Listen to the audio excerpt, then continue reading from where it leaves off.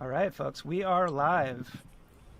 And so I'm just kind of waiting, looking here to see. This is the thing that always happens like at the beginning of your live streams. It's like there's about a 20-second delay as you wait to make sure it's working on all the different places. So there's that 20 seconds, and it looks like it's working okay. So welcome, Quadrophones. Welcome, Andrew Durkin.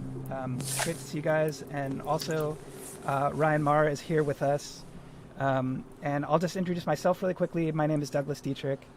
I am the executive director of Portland Jazz Composers Ensemble.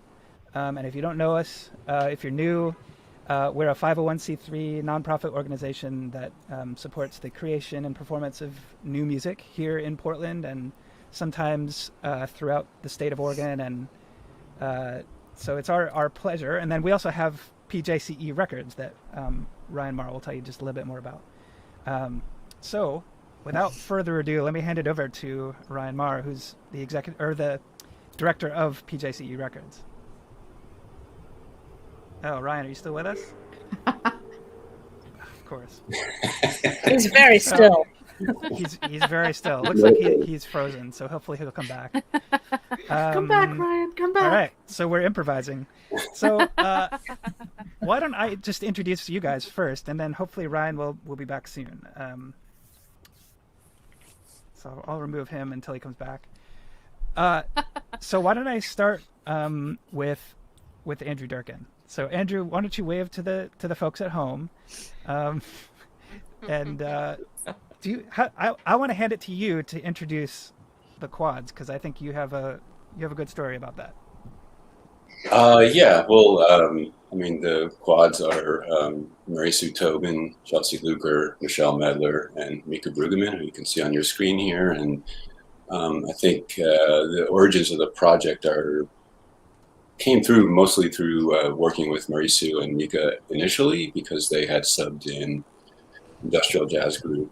And then shortly after that collaboration, I got to hear quads perform. I knew right away that was a sound that I wanted to work with. That was a kind of an ideal collaboration for me. So that's kind of where the project originated. I know we've discussed before how long it took to actually make this happen, but I don't know this. I don't know if I can revisit the exact timeline, but I just know that it was a project that was a long time in the making, and it felt really right when it actually finally happened.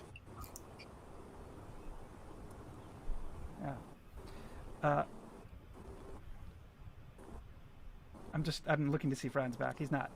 So why don't we get to some of the music, and we might get a chance to get Ryan back while the music is playing. But so we were going to start. Oh, I think he's back now. So let's go to the music. But we were going to start with Jocasta. Can one of you guys introduce this tune for us?